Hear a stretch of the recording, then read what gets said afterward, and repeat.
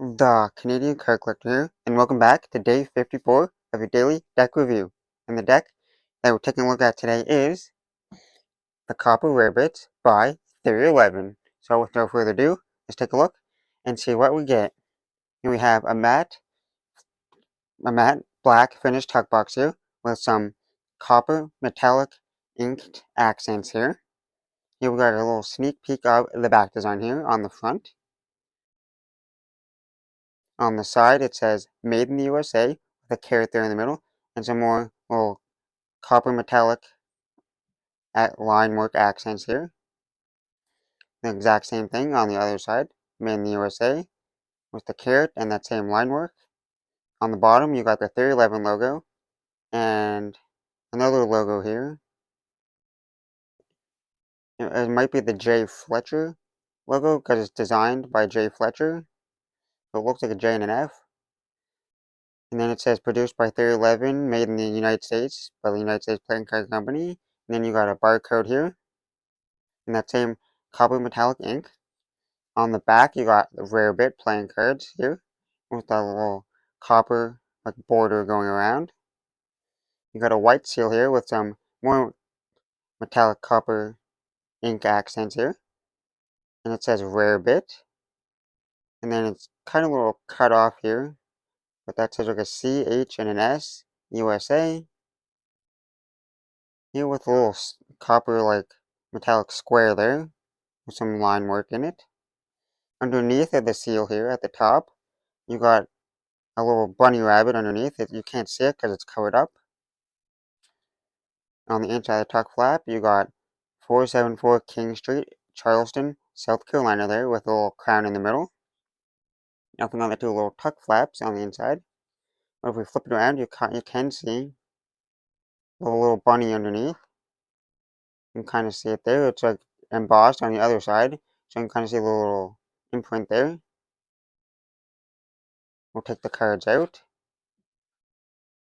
On the inside of the tuck box, it's just the same matte black you've seen on the outside of the tuck box. Nothing too crazy going on in there. Now that we took a look at the tuck box, time to take a look at the cards. And first, we'll start with the back design here. This is a mirrored back design here with a white border going around. So we flip the cards around. It would be the same in both directions. I'm a big fan of mirrored back designs. So here you got the Rarebit are there on either side. Then you got a bunny rabbit with the 474 logo and crown there. Then you got a little cup here with some ice and a little stir stick there. And you got some more line work in between. And it says Made in the USA on both sides of that little diamond shape there. Now for the cards you get in the deck, you get two identical jokers with it's saying Joker Joker there in the corner in black ink. And then in the middle, it says The Joker with a rabbit little jacket on, and it has a J on it. And that's reversed on both sides, with the rabbit on both sides there. Two identical jokers. And they're in the metallic copper ink as well, for the two little bunny rabbits. Then we get a double backer here, double backer of the back design. And then we get a little add card for Rarebit. So it is you got the little white border with the black background here, the little copper like bordered outline. It says The Rarebits, 474 King Street, Charleston, South Carolina, with a little crown. And then it has the rarebit.com website there. And it has a picture of a little building there.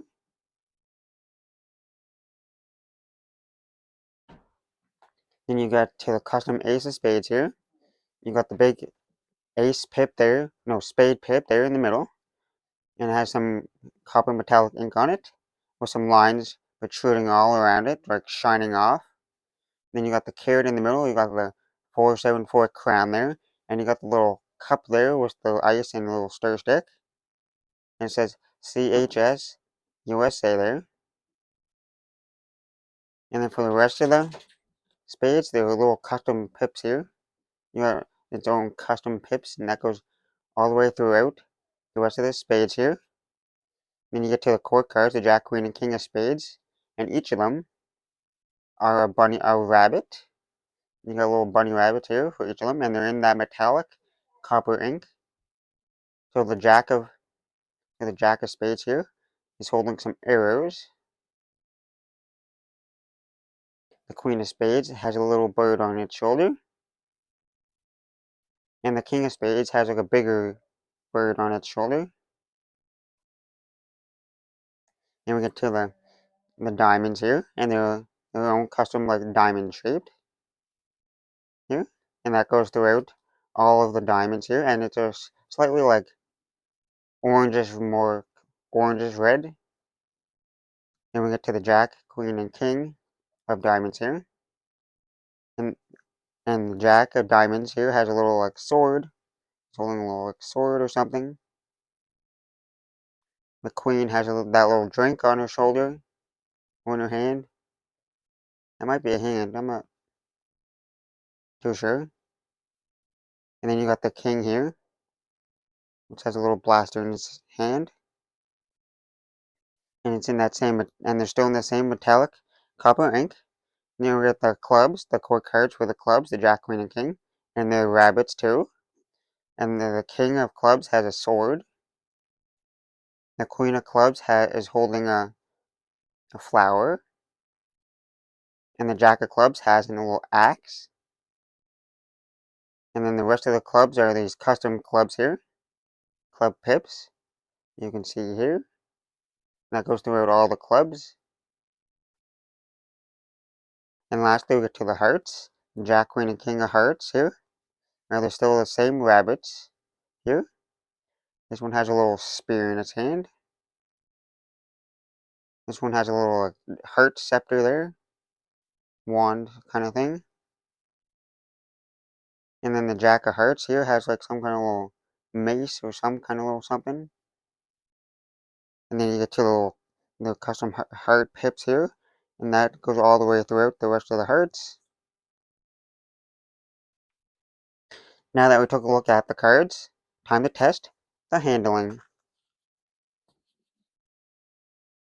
And yes, I have used this deck before, because it's one of my favorite decks that I have. So this deck is broken in, but we'll test it and see how it holds up after it's been used. So first we'll spring the cards. Okay, yeah, we'll spring the cards here.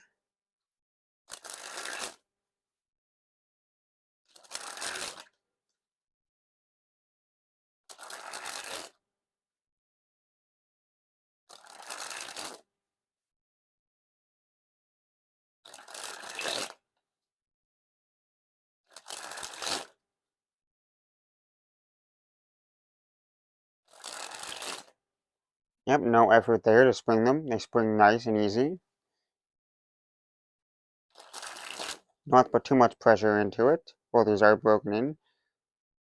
But still, no, you don't have to put too much pressure into these. They're nice and thin of a stock. They're not like overly thick, but they're not too thin either. Now to fan the cards.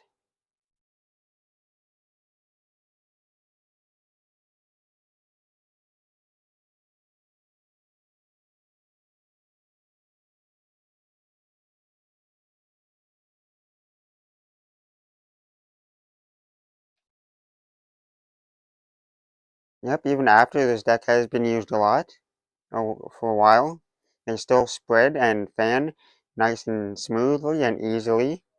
Not too much stickiness to it. And no clumping. There's nice spacing between the cards. There. Now on to the Pharaoh.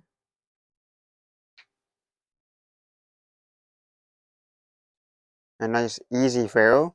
It's filled almost next to perfect there. Now do a giant fan. Nice metallic shiny ink there.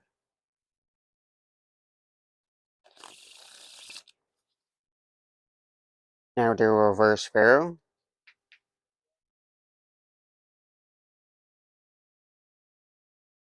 You can reverse Pharaoh it, but you have to put a little bit more pressure into it. But it does work.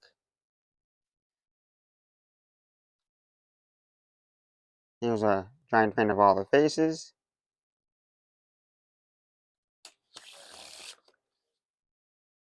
Now onto the riffle shuffle or bridge shuffle.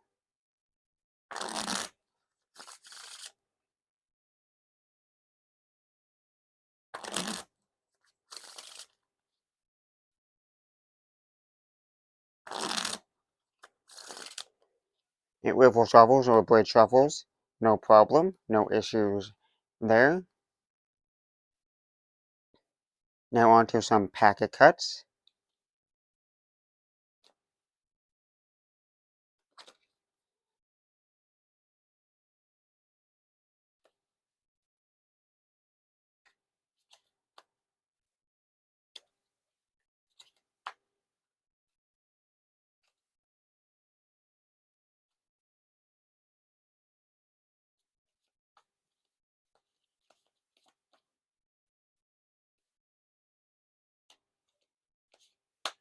One-handed cut.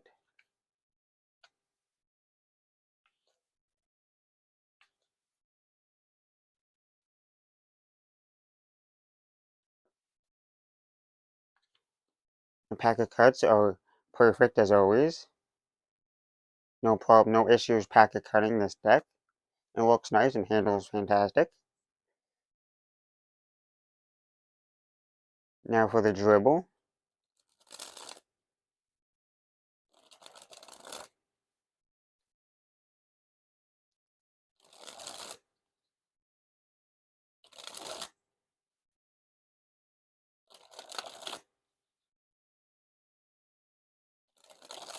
Even after using this deck a bunch of times, it's still like the cards are still slippery and they want to like still like fall in my hands, so they're not getting all sticky and clumpy. So it's still like they spread out, which is nice.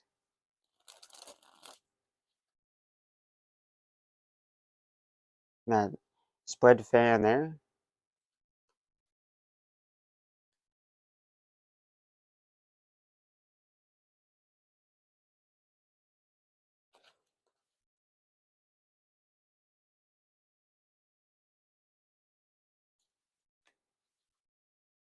And lastly, spread the cards, see how they spread, look, and feel.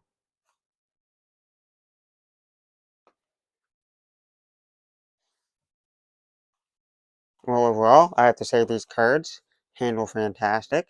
They look fantastic. Love the metallic shiny ink on it. Well, that has been day 54 of Daily Deck Review. This has been the Copper Rarebits from Theory11. That's the video.